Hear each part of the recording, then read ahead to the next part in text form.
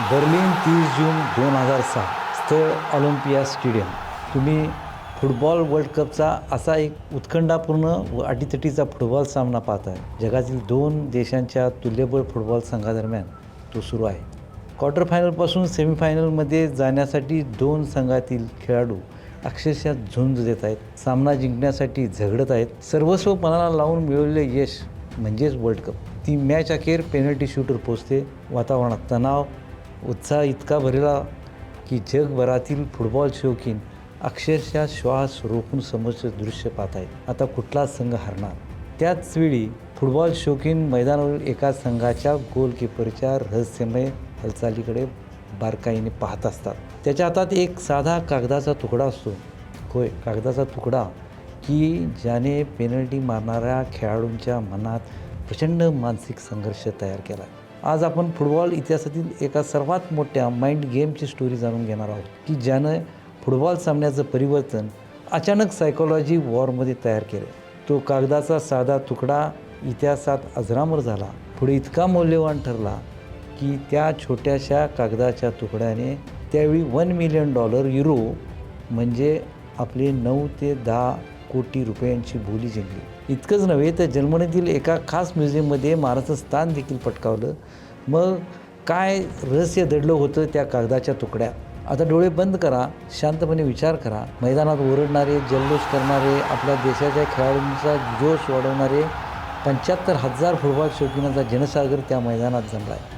शिवाय जगभरातील कोट्यवधी लोकांच्या नजरा टी व्हीच्या स्क्रीनवर एकाच ठिकाणी खेळल्या आहेत. ते ठिकाण म्हणजे पेनल्टी स्पॉट. कारण आता त्या सामन्याचा निकाल ठरणारा असतो तो म्हणजे पेनल्टी शूटआउटनंतर. आता असाही विचार करा की पेनल्टी शूटआउटवर मॅच गेल्याने एक गोलकीपर भयंकर दडपणाखाली तणावात गोल पोस्टकडे जात आहे. त्याच्या चेहऱ्यावर एक प्रकारचे गूढ भाव आहेत. पेनल्टी अडवण्यासाठी तो गोल पोस्टमध्ये उभा आहे, पण त्याचवेळी तो शांतपणे आपला उजवा पाय मागे घेतो, खाली वाकतो, आपला मोजा खाली सरकवतो आणि त्या मोज्यातून चुरगळलेला, घामानं भिजलेला हॉटेलच्या नोटपॅडचा तुकडा बाहेर काढतो. चक्क कागदाचा तुकडा म्हणा. हे सर्व तो जाणीवपूर्वक समोरच्या खेळाडूच्या लक्षात येण्यासाठीच करीत आहे. त्या कागदावर पेन्सिलनं काहीतरी लिहिलं आहे, खरडले, काही अस्पष्ट नावं, त्यासमोर रेघोट्या, काही आकडे.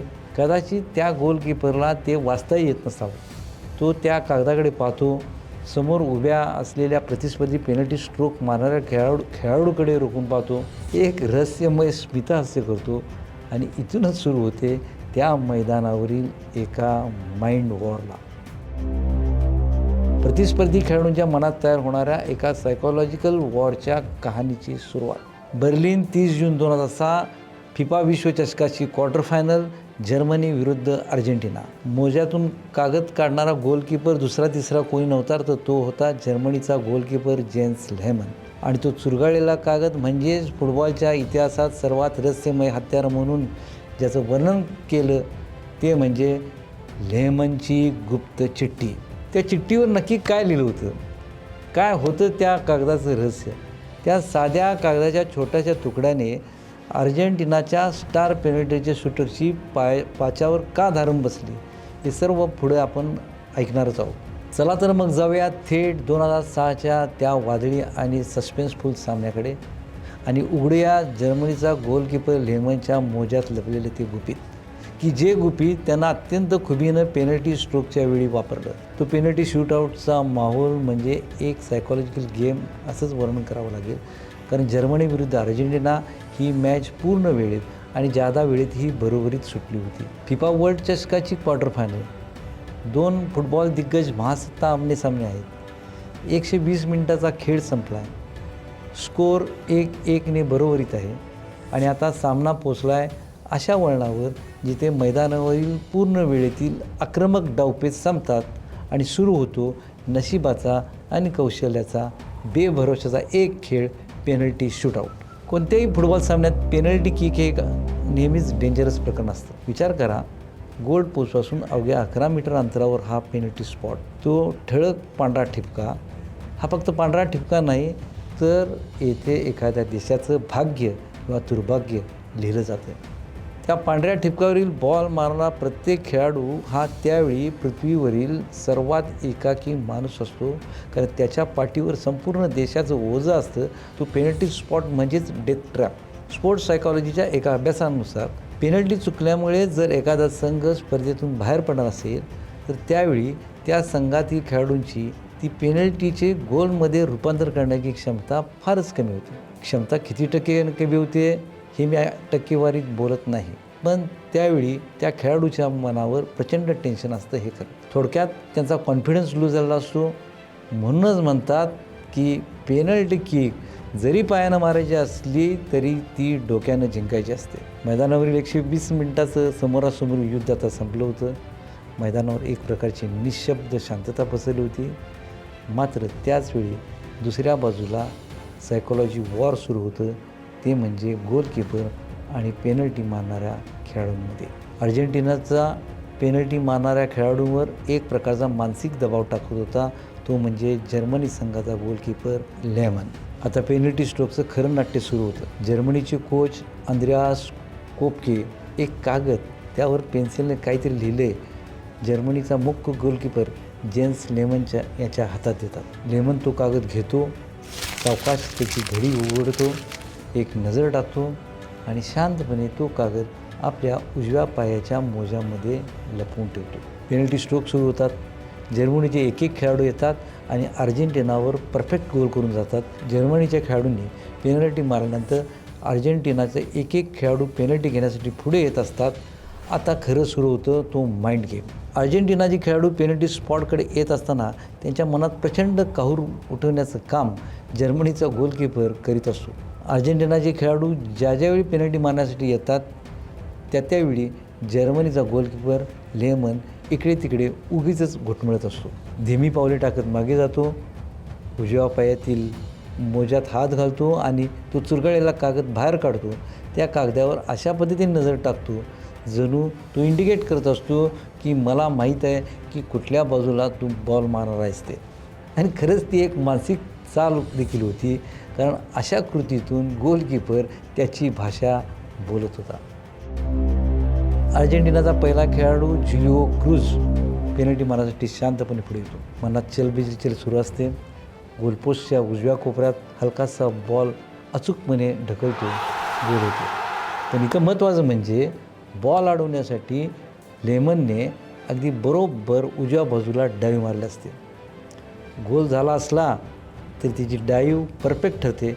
याचा अर्थ असा होतो की लेमनकडे जी चिठ्ठी होती त्यामध्ये अर्जेंटिनाचा क्रूज कोणत्या दिशेला बॉल मारणार हे त्यात लिहिलेलं असावं. साहजिकच अर्जेंटिनाच्या पुढे येणाऱ्या पेनल्टी स्ट्रायकरवर मानसिक दबाव वाढतो. अर्जेंटिनाचा पुढचा खेळाडू रॉबर्ट आयला कॉन्फिडन्स गमावलेला, कारण लेमनने अगोदरच पेनल्टीचा डाईव्ह योग्य दिशेला मारलेला असतो. रॉबर्ट आयला पेनल्टी घेण्यासाठी येतो. लेमन चिठ्ठी वाचण्याची ॲक्शन रिपीट करतो. रॉबर्ट आयलाचा कॉन्फिडन्स डळमळावा हाच हेतू यामागे असतो. रॉबर्ट आयला मात्र गोलकीपर लेमनने फेकलेल्या जाळ्यात पुरता अडकतो. गोलकीपरच्या डाव्या बाजूला त्याने मारलेला कमकुवत पेनल्टी स्ट्रोक लेमन डाव्या बाजूला सूर मारून सहजपणे अडवतो. जणू चिठ्ठीत लिहिल्याप्रमाणे सर्व काही घडत असतं. इथपर्यंत सामना 2-1 असतो. अर्जेंटिनाच्या जिंकण्याच्या आशा अजूनही जिवंत असतात. पुढचा खेळाडू मॅक्सी रॉड्रिग्स, गोलकीपरचा उजवा खालचा कोपरा. लेमनची डाईव्ह बरोबर पडते, परंतु डाईव्ह लेट पडल्यामुळे गोल होते. आता सामना 3-1 येऊन ठेपला आहे. अर्जेंटिनाचा चौथा खेळाडू इस्तंबुल काम्बियाजो. इथे एक मोठा ट्विस्ट आहे. लेमन सॉक्समधील चिठ्ठी काढतो, वाचतो, त्याला आश्चर्याचा धक्काच बसतो, कारण त्या चिठ्ठीत काम्बियाचं नावच नसतं. म्हणजे काम्बियाजो हा खेळाडू कुठल्या बाजूला पेनल्टी मारतो याचा उल्लेख त्या चिठ्ठीत नव्हता.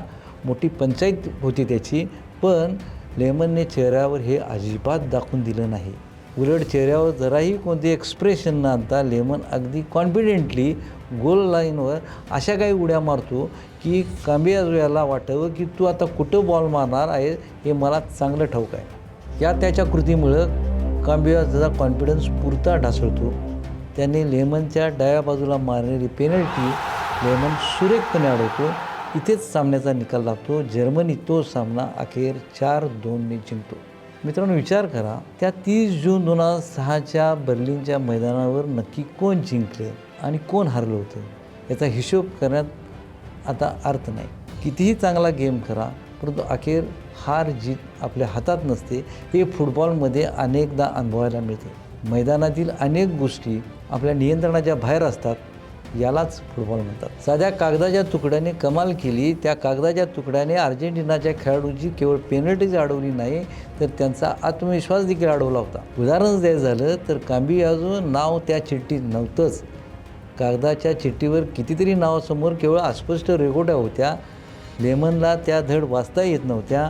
अन्य परिस्थितीत काम्बियाजोसारख्या दिग्गज खेळाडूने गोलपोस्टमध्ये बॉल सहज ढकलला असता. पण लेमनच्या हातातील चिठ्ठीमुळे काम्बियाजोचा कॉन्फिडन्स गमावला आणि त्याबरोबर अर्जेंटिनाला सामनाही गमावावा लागला.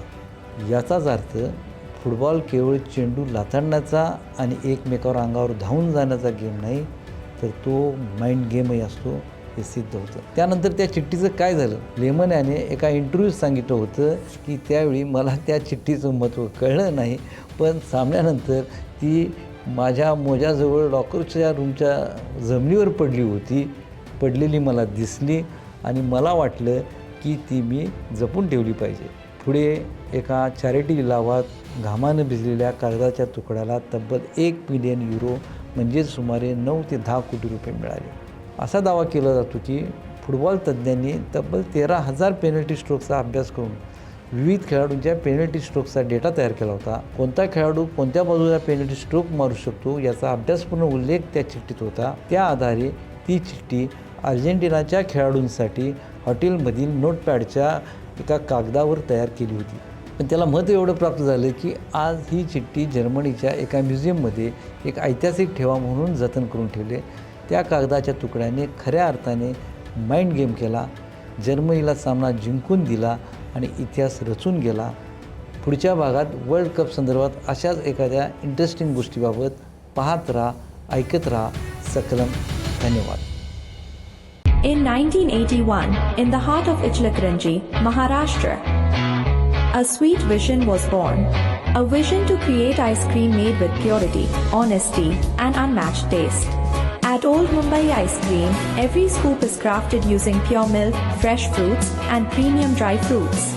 No preservatives, no stabilizers, no chemicals, just pure ingredients, and over 40 years of trusted tradition. From a humble beginning in Ichilkaranji, today we proudly serve through 70 plus outlets across India, 8 outlets in Dubai, UAE, and 1 outlet in Qatar. And this is only the beginning as we move forward to expand into multiple countries worldwide. Old Mumbai Ice Cream. Since 1981, a legacy of purity, taste, and trust.